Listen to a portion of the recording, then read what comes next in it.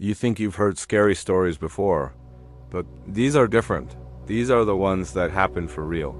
The ones people tried to erase, bury, and forget, but the memories won't die. Tonight, we bring them back. So if you're brave enough to stay, turn the lights down, and remember, once you hear these stories, you'll never forget them.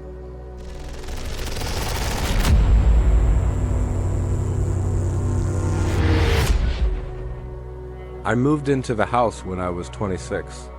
It was the kind of place you see on real estate sites with a generic name. Quiet cul-de-sac, mature trees, close to schools. I liked that. I liked the idea of ordinary. After a breakup and a job that required long late shifts, I wanted something that felt stable if only objectively. A beige house with a mailbox that sat squarely at the curb. A driveway that fit my aging sedan, a porch light that came on with a motion sensor. I told myself normal things would come with normal things. The neighborhood was precisely that: neighbors who nodded, a mail carrier who waved, kids on bicycles that made the asphalt sound like rain. My nearest neighbor, a woman named Karen, kept a bird feeder on her front lawn and often left a paper cup of seeds on my porch when she had extras. We'd swap a few words about the weather. I noticed over the first month that the rhythm of the place had little punctuation marks. Trash day clattering at 6 a.m., the dog next door barking at passing joggers, the distant hum of teenage music on Friday nights. The house fit into that rhythm without friction. That I thought was success. One night in late October, I got off work well past midnight. It had been raining cold, thin rain that made streetlights smear into halos. I turned onto my street and noticed something odd at the end of the cul-de-sac. A car parked with its lights off, backing partially into the curb. There was old smudged windows, an out-of-date bumper sticker. For a second I thought someone was lost. I slowed. The driver's door was open. No one was inside. I sat in my car for a moment, headlights on, watching. After a minute, I told myself to stop watching strangers and drove the rest of the way home. My porch sensor light snapped on when I stepped up the path. I opened the front door, and the house breathed out the same warm, stale air it always did. I rinsed my face and left the kitchen light on, more out of habit than need. The television hummed from the living room, a late-night show with a laugh track I could ignore. The clock on the microwave read 12:47 a.m. I showered, dried off, and climbed into bed, but sleep wanted to be stubborn. I lay there, cataloging the small home sounds, the refrigerator's soft thrum, the pipes when someone in the heater kicked on, the distant click of a streetlight outside occasionally resetting. Ordinary. Sometime after 2, I woke to a sound so small I thought I de-imagined it, the hollow clink of metal against metal coming from the backyard. It was the kind of noise you don't consciously register until you decide to. I froze. The house felt deliberate. I listened to the rain tapping the window, then to the clink again. Not the gate, not the back fence. Something near the shed. I lay there, letting the silence stretch, waiting for it to become obvious an animal, the wind. Nothing made sense. I got up, shuffled through the dark, and pulled on a hoodie. The kitchen light washed the room in a milky glow. I opened the back door slowly. It was quiet, except for the soft patter of rain. The shed door was latched. The padlock I kept there clicked when I tested it. It was still locked. The metal clink didn't happen again. I told myself to go back to bed. I told myself these things until my voice sounded like someone else's. Over the next week, the sound came back sporadic, always late, small noises that could be a dropped wrench or a hinge misaligned. I tightened the shed lock. I checked windows. I started sleeping with the bedroom door closed and the lamp on. People who have never had a broken-in feeling in their own home imagine the terror as sudden, a crashing door, a shadow filling the hallway. For me, it was more patient, like a person who learns the rhythms of a place before they make a move. It was made of inches. One Tuesday, I found a footprint on the soft mulch under the bird feeder. It was muddy, and the print looked like the tread of an older boot-deep lines. I stared at it for a long time, trying to convince myself the neighbor had weeded late. There were no other prints. I called in at work and took the day to fix things I'd been putting off. I had a locksmith replace the back door lock. I moved the trash bins closer to the garage. I set cameras on the porch and the back fence, because anxiety breeds plans, and plans make us feel like we have control. The cameras recorded nothing unusual for the next few nights' cars rolling by. A raccoon looking like a small, earnest commissioner. Then, at 3:12 a.m. one Sunday, the camera caught movement at the edge of the driveway. I watched the footage in a kitchen bright with anxious light, a shadowed figure moving between streetlights, stopping at the car I'd seen before. The figure didn't pace. It crouched, hands out of view, as if adjusting something by the bumper. For 6 minutes it stayed there. Then it walked to the sidewalk and looked straight at the camera head, tilted in a way that didn't show facial features, only a shape, and then it was gone. The timestamp showed the figure never crossed into my yard. It walked away down the middle of the street like it owned the visibility. I called the police because that's supposed to be the thing you do. They came with the professional indifference of people who have seen worse and done like being woken up to less. They took notes, looked at my camera, and nodded. "We can increase patrols," one officer said, a phrase that sounded like a coupon. They left a card and a flashlight, like a paper promise. The presence didn't stop. It got quieter and closer in ways that left residue, an unmatched shoe on the garden path, a single glove draped across my porch railing like a bird's feather. Once, my neighbor Karen knocked, and when I opened the door, she asked if my backyard smelled like bleach. She described a faint chemical tang that she'd noticed on her way past my house. I didn't smell anything. I pretended to laugh it off. Her eyes didn't match her smile. "Be careful," she said, then left with a soft clip of her sandals on the concrete. A month in, I went to bed and woke up at 1:17 a.m. to the basement door, creaking open. I have no basement in a functional sense, just storage, paint cans, the water heater. But the sound rose through the floorboards like a conversation. It took me a long time to move because moving felt like admitting the sound had a right to be acknowledged. When I opened the bedroom door, the hallway was a dark corridor. The house smelled like someone had left a window open in winter and the world had leaned in. In the living room, the television light stuttered even though it was off. The back door was slightly ajar. I remember thinking how strange it was that there wasn't an obvious entry, no broken lock, no smashed pane, only the honest, infinitesimal margin of the latch not fully letting go. I closed it and checked it twice. Then I stepped out into the backyard and saw that against the far fence someone had leaned a chair. The chair was ordinary, a folding thing with a scuffed leg. It faced my property toward the kitchen window, as if it had been used to sit and watch. There was no one on it. There was, however, a thin line of dew on the armrest that suggested it had been there for hours. Near the chair, pressed into the grass, were small impressions, not full prints, but the light palette of a foot.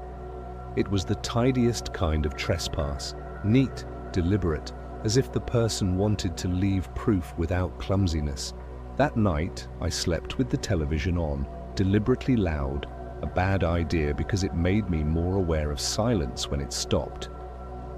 At about 4, the TV cut out entirely. The sound vanished like someone had snuffed a candle.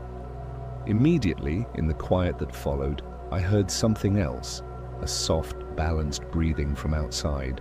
Not the desperate raggedness of a runner, not the thin wheeze of someone exhausted, just regular, slow inhalation and exhalation.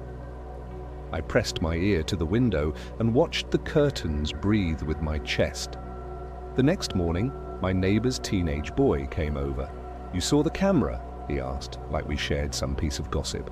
He said they'd been walking their dog at 3 a.m. and saw a person standing in the middle of the street with a hood up. He said the person didn't respond to them, didn't seem to see them. He said their dog went still. "It was weird," he said, and it sounded like a report, not a fear. He left. Later, I found that someone had walked the perimeter of my fence with chalk, marking points like a cartographer. The chalk lines stopped at the gate. No attempt at crossing, only mapping. The thing about living with this kind of slow presence is you start cataloging it. You log times it happens, you check the gaps in the footage, you remember the small details that feel freighted with intent, the way a shadow sits too obediently against the mailbox, the taste of copper in your mouth when you notice something's off, the way your cat, if you have one, stares at a corner and refuses to blink. I found myself tracing the edges of my life with these marks, trying to triangulate where the threat might be. One evening, a week before Thanksgiving, I came home to find my porch light off. Inside, the house smelled faintly of laundry, fabric softener, and something else metallic. On my kitchen counter, facing outward like a request, was a used sticky note. It was the kind you get in the office supply closet, small, neon. On it was a single sentence, written in block letters that were too even to be casual. "We're learning." No name, no punctuation, just that sentence, centered like an announcement. I called the police again. They took the note, and the same officer from before told me to install more cameras. "We'll keep an eye on it," he said. Same phrase, different night.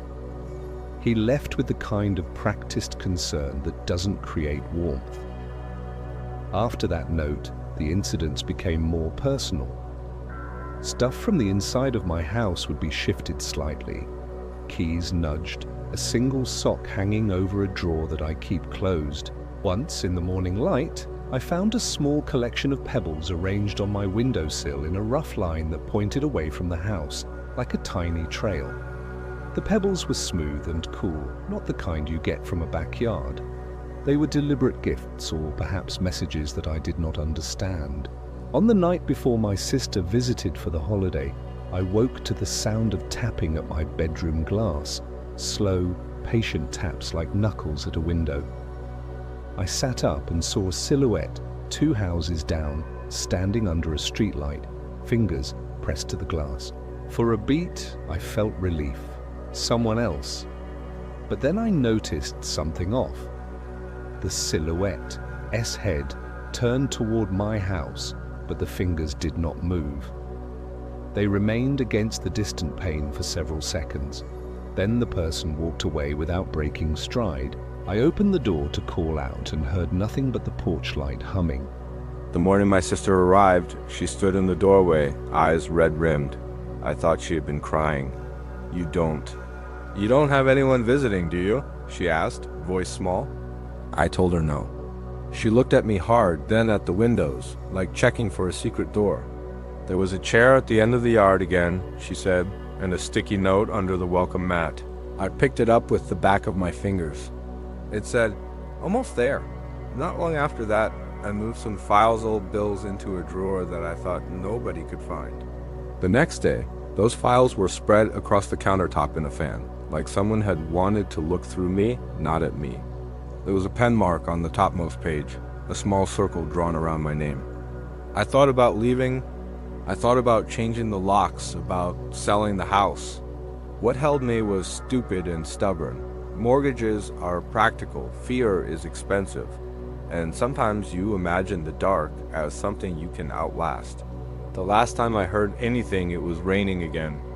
I was packing a box kitchen things, mugs that had been left aimless, and the house felt full of the kind of silence that presses. The dog barked 2 houses over.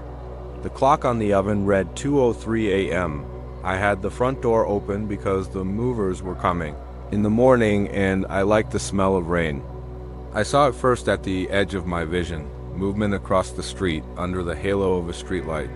A person walked slowly, hands in pockets. They paused in front of my house and looked up at the windows.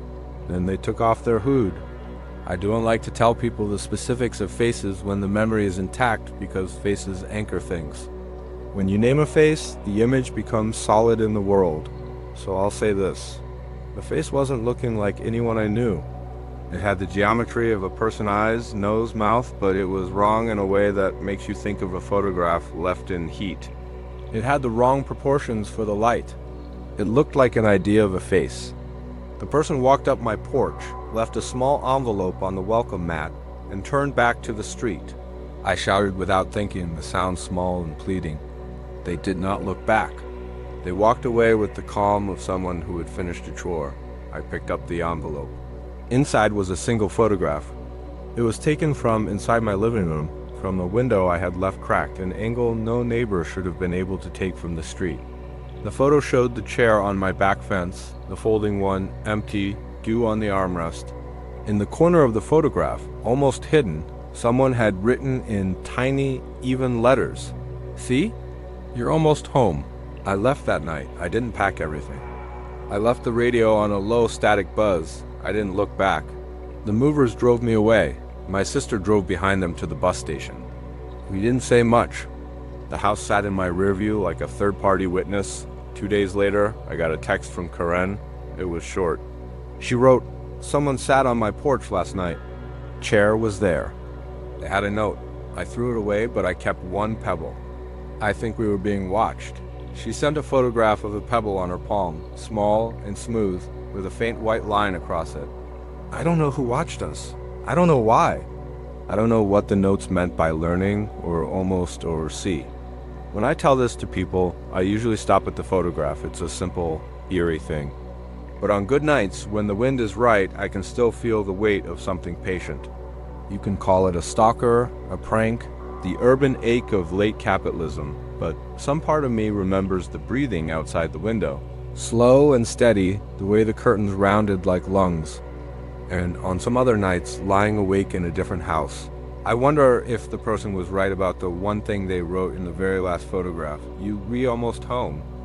The envelope came 2 weeks after I moved out. It was postmarked from the same town, dropped in a mailbox 2 streets over. Inside, folded into quarters, was a single pebble. It was smooth, cool, and as ordinary as anything. On one side, someone had scratched in the faintest lines a map that led to my old house and then stopped. No X, no words, just an empty loop. There are things you run from and things that follow. I don't keep that pebble. I put it in the cabinet with the mugs I never use. Sometimes at night I take it out and roll it in my fingers. It feels like the kind of object that might teach you something if you were willing to learn. But there's a line you don't cross, and wherever that line is, I haven't stepped over it.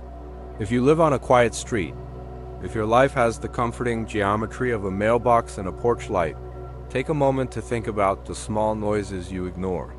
The clink that doesn't match. The footprint that could be a neighbor's. The empty chair. Because there are people, or something like people, that move precisely between the spaces you assume are private. They're quiet, patient, and they understand how normal works. They learn the rhythms. I haven't seen the person since. I sometimes wonder if they wanted something I had, or something I represented, my easy routine, my solitude, my refusal to be loud. Or maybe it was less specific.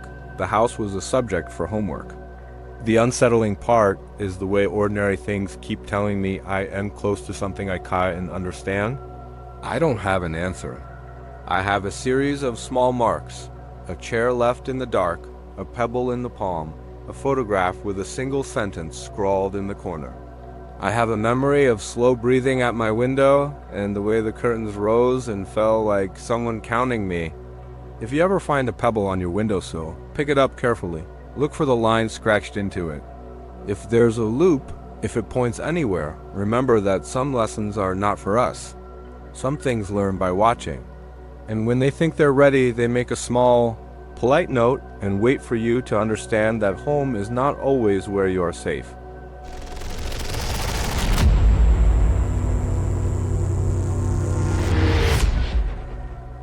This happened to me when I was 19. I don't tell it much because people either think I'm exaggerating or they press until the story becomes something else. A ghost story, a dare. I'm not interested in myths. I'm only reporting what happened the way I remember it, because remembering it helps me keep the edges of it sharp. Maybe you'll believe me, maybe you won't. Either way, keep the lights on for a little while after you read this. A group of us, 3 friends and me, had been drinking beer on a Saturday afternoon, the kind of hazy, slow day after finals where you don't want to be inside, but you don't have anywhere to go. Someone suggested we go exploring. There's an old farmhouse a little past town, boarded up and half sunken into the field. Kids drove by it all the time, dared each other to touch the porch rail. We'd seen the place 100 times. It was part of the background of our lives.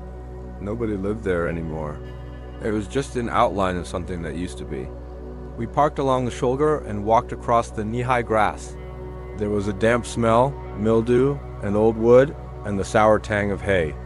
Up close the house was smaller than it looked from the road. The porch sagged. One picket on the railing hung by a single nail. A broken window stared out like a missing tooth. We slipped through the gap in the boards over the back door. The door hung from one hinge and moved with a slow, soft groan when we pushed it. Inside, the house smelled colder. Not because the air was colder, it wasn't tea, but because the space felt like a closed-in chest, like a mouth of old wood and dust and something settled in the corners that had been waiting. The floorboards complained under our feet. The sound of walking in that house was a private thing. It didn't carry beyond the rooms. We spoke in low voices, not because we needed to be quiet, but because the house made us small. Our flashlights cut cones through the thick air. In the kitchen, an old magnetized calendar still hung crooked on the wall. The tile was crazed like old skin. A cracked teacup lay face down on the table. There was no obvious reason to stay. We poked through rooms because that's what you do when you young and bored. Lift a curtain, open a closet, take a photo in front of the rotted staircase. But then, at the top of the stairs, one of my friends froze. He pointed. I thought he was joking at first, because there were always little things to point at. A doll, a newspaper with the day circled. He didn't say anything. He just stood there, eyes fixed. At the top of the stairwell, in the little landing between the bedrooms, there was a faint trail in the dust. 4 or 5 prints where something had walked back and forth. Not big, maybe a child's, and not fresh-like from our shoes. They were lighter, as if something had brushed the surface and carried away the dust in a narrow path. One print ended at the doorway to the smallest bedroom and then stopped. I remember the light of the flashlight catching the edge of the blanket on the bed. It hung like it had been pulled back from the center, as if someone had sat there and left in a hurry. Nobody moved for a second. You know that tick you get at the back of your neck when the house seems to be listening? We all had it, like a small animal that had gone quiet. We joked, trying to breathe normal, but my voice sounded wrong to me. I told myself it was probably kids going through once a week. Maybe someone slept there sometimes. Trespassers make patterns. That's what we told ourselves to stay longer. We went into the small room. The bed creaked when my friend sat on the edge, kicking up a faint cloud of dust. There was a little dresser with a dent on the corner. A yellowed photograph sat in a frame on top, a family, maybe from the 80s, smiling. Their faces were ordinary, the kind of ordinary that makes you feel like you've intruded. There was a smell like old cloth and iron, the kind you get from old linens kept in a closed drawer for too long. That's when we heard it, a soft thump behind the wall. Not loud, not a crash. Like the sound of a fist hitting padding, muffled and slow, twice, then once more after a breath. It could have been settling, houses settle, people say that, but the thumps were deliberate. They came from the other side of the house, near the living room. We looked at each other. The bravest one suggested we split up to check. We laughed, but it was thin. Splitting up felt like a childish horror movie move, except it felt like the only way to prove there wasn't anything or anything there. 2 of us took the stairs down. The other 2 took the back door. I stayed and listened. The living room was a long, low place with a fireplace stuffed with old newspapers and a chair whose cushion had slumped. The air there had a fresher bite, like the house exhaled there. We swept our flashlight across the room, and the beam landed on the far wall. At first I couldn't make it out, and I did. A small row of scuff marks along the baseboard, like handprints dragged sideways. They were at about waist height for an adult, but spaced at irregular intervals as if someone had been pushed along the wall. We moved closer. The scuffs were dry and darker than the dust around them. They weren't recent, there was no shine, no tacky residue, but they had a pattern. I'm not superstitious, but I knew enough to feel the hair on my arms rise. The thumps started again, this time from the ceiling above, soft and pacing, tap, tap, tap. A rhythm that didn't match anyone we could name. At that point I wanted to leave. I remember the exact thought, let's get out. But between the sentence and the legs there was a small widening, a delay where curiosity and fear tangled and curiosity won. We checked the attic hatch, we rattled loose boards, we pushed at doors. Nothing moved except the dust when we disturbed it. On the way out, near the back hallway, the air changed. It got colder, not the skin off you kind of cold, but the inside your lungs cold. Breath fogged, and it didn't make sense because the rest of the house felt the same temperature. We found a smear on the wall beside the door, not like the scuffs in the living room. This one looked freshly dragged, recent, glossy in the flashlight. It ran down in a narrow line and ended at a patch of floor where the boards looked scraped. Something about it made the hairs at the base of my skull ache. The others were already backing away, faces tight. We did that thing where we laugh too loud and fast and joke about getting out. And it's all bravado until the real part of you starts calculating. The nearest road, the light, the engine of the car left idling on the shoulder. And that part of you doesn't like the way the house seems to watch. We were just at the doorway when we heard it properly this time. A voice. Not a shout, not a whisper, but a sound like a throat trying to remember laughter. It came from the upstairs bedroom where the prince had stopped. One syllable, breathy, and wrong. It could have been a mouse or a gust of air, except it repeated slower, a breath between each. Hey, hey. Nobody moved. The voice didn't ask or call, it just repeated. It felt like someone practicing a word that had long ago lost meaning. My friend, the one who'd sat on the bed earlier, started to step back and caught his foot on the threshold. His whole body tensed. The person at the back of the group whispered, "Leave." This time we obeyed. We stood in the deepening evening, a little way from the porch, and for several long minutes none of us said anything. The car idled like a small animal. The house was a dark block with the moon drifting clouds over it. It should have been over. We were safe. We were rational. People break into houses. They squat in places. They make noises. There are explanations. This was the script we repeated to ourselves. Then, as we were pulling away, the driver's side door of my friend S car, the one we'd left open when we piled out, banged shut. It was the kind of slam you'd expect if a gust caught it, but there was no wind. We all looked at each other. The headlights washed over the fields and caught something on the far porch. A small, slow ripple across the shadowed railing, like a hand running along the wood. We didn't stop to prove what it was. We drove fast and messy back into town, windows fogging, voices a jumbled noise of jokes that weren't jokes. But it clung to me. I couldn't sleep that night. Every small domestic noise, the refrigerator's hum, the settling of the pipes, the neighbor's late-night footfall, sharpened into potential repeats of the house's tiny, specific sounds. I listened for the thump, for the voice. I went back once, a few weeks later, because that's what curiosity does. I parked a good distance away and stood looking. In the windows, black and flat, there was no light. The porch sat still. The grass hadn't been trampled since our visit.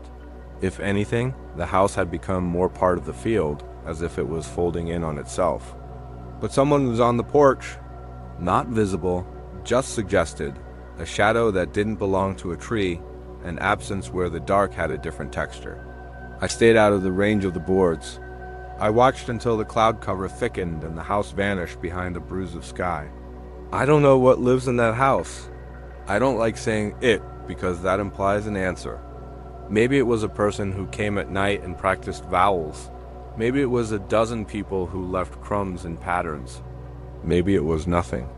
But sometimes, not often, but sometimes, I'll pass that road and slow down just a little and notice the porch in the corner of my eye.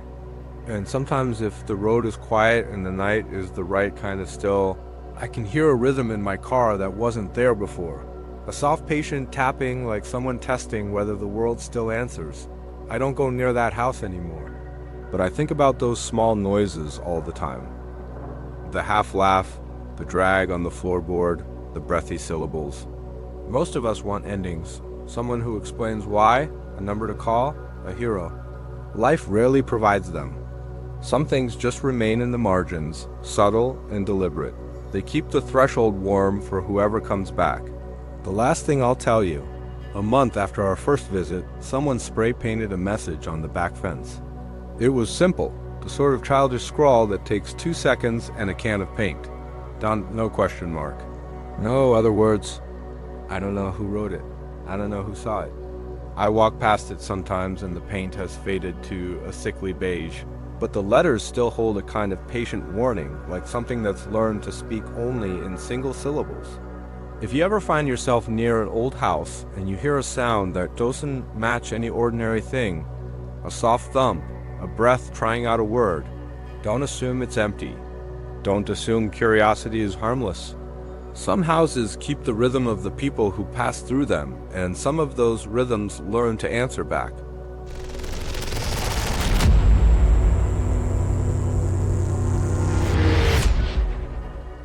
This happened to me when I was 19, living in a quiet suburban neighborhood that, on the surface, seemed like the perfect place to grow up. The streets were lined with neat houses, each manicured lawn a testament to the pride of its owners.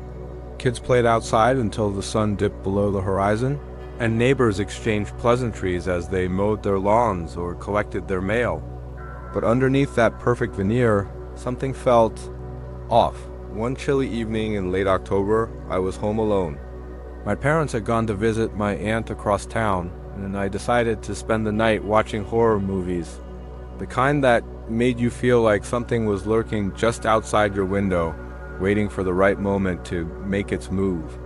I had the lights turned low, the glow of the TV casting long shadows across the room, and the sound of the wind rustling through the trees outside added to the eerie ambience. As the night wore on, I became increasingly aware of the quiet too quiet. The occasional creak of the house settling seemed amplified in the stillness. I paused the movie and listened, straining to hear anything outside.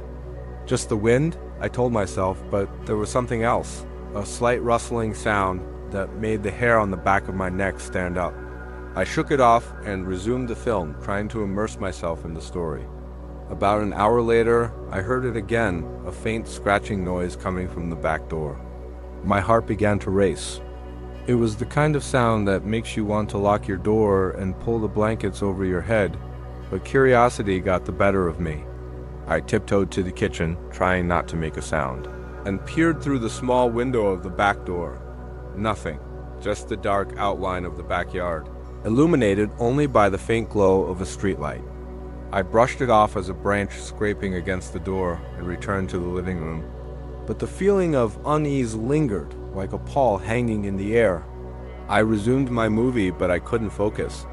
Every sound outside seemed magnified. The wind, the rustling leaves, and that scratching noise, now a distant echo in my mind. I finally decided to call it a night. I turned off the TV and headed to bed, hoping sleep would come quickly. As I lay in bed, I couldn't shake the feeling that I was being watched. A chill crept into the room, and I pulled the blankets tighter around me. The scratching sound returned, this time louder and more insistent. It was coming from the back door again. I lay still, my heart pounding in my chest, listening intently. The sound was rhythmic, almost deliberate. I mustered the courage to get up, grabbing my phone for light. As I tiptoed back to the kitchen, I felt the floorboards creak beneath me, each step amplifying my anxiety. I reached the back door and shone my phone's light through the window. The backyard was still empty, but as I turned to head back, I noticed something that made my blood run cold. The gate to the backyard was ajar. I was sure I had locked it earlier in the day. I pressed my ear against the door, listening closely. The scratching had stopped, replaced by an unsettling silence. I took a deep breath, convinced I was overreacting, and locked the door securely. But then I heard it again, a soft thud against the door, followed by a whisper. It was faint, almost indistinguishable, but it sent a chill down my spine. "Let me in," it seemed to say. I froze. Was I imagining it? My mind raced through all the horror movies I'd seen, but I didn't want to be the protagonist who went to investigate. I backed away from the door, moving into the living room where I felt safer. I dialed my parents' number, but the line was dead. I glanced at the clock. 12 or 3 a.m. I could feel the minutes dragging by, each one heavier than the last. I decided to try again, but just as I pressed the button, I heard the unmistakable sound of footsteps on the porch. They were slow and deliberate, crunching on the gravel just outside the door. The footsteps paused. I held my breath, straining to hear over the sound of my own heartbeat. Then came the whisper again, this time louder, more urgent. "Let me in." I wanted to scream, but I couldn't make a sound. My mind raced. Should I call for help? Should I open the door? I was gripped by a paralyzing fear. I felt my phone vibrate in my hand. It was a text from my mom. "We're on our way home. Are you okay?" I texted back frantically, trying to explain without revealing the full extent of my fear. Just then, the footsteps resumed, moving away from the door and down the side of the house. I heard the soft rustle of leaves and then silence. With shaky hands, I peered out the front window. Nothing. Just the darkness of the street, the shadows of the trees swaying gently in the wind. I felt a momentary relief wash over me, but it was short-lived. The unease returned, and I couldn't shake the feeling that I wasn't alone. Time crept by, each second feeling like an eternity. When my parents finally pulled into the driveway, I rushed to the front door, flinging it open.